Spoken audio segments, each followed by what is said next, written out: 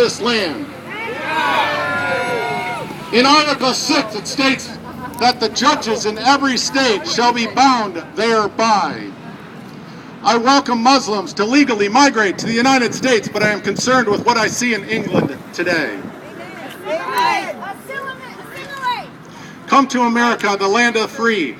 But as I ask you, as every American, to follow the law of this land, and that is the Constitution, and that is this right here. Yes. Can someone hold it for me, please? That's our law. That's our law. That's our law. That's our law. That's our law.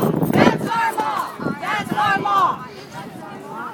Sharia, as many Muslims endorse, is the source of legal rulings, according to their statements, for acts of those who are morally responsible to Allah. And that there is only one law, according to that Sharia, which ought to be followed, and that is the Sharia. And I hope I say this right, but it's Sayyid Qubit.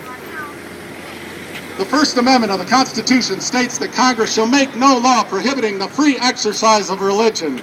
But in the preamble, it also states, we the people, in order to form a more perfect union, establish justice, and secure the blessings of liberty for ourselves and our posterity. Can anyone tell me what posterity means? Our kids, that's correct. I asked someone on Capitol Hill what posterity means. They pointed to their rear end. They didn't know.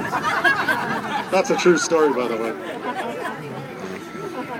Sharia states those who reject Islam must be killed. If they turn back from Islam, take hold of them and kill them wherever you find them.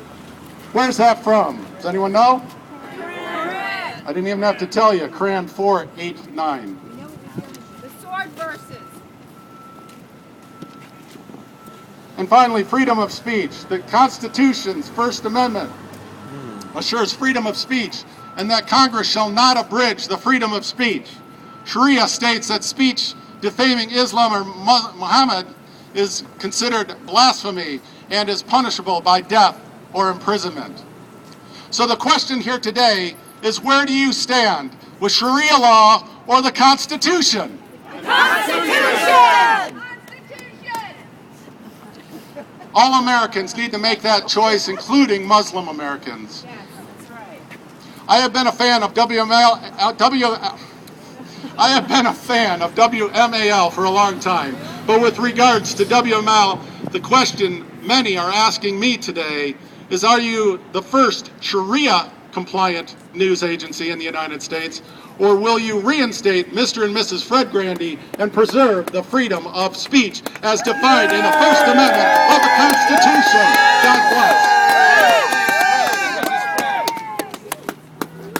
Bring Fred back! Bring Fred back! Bring Fred back!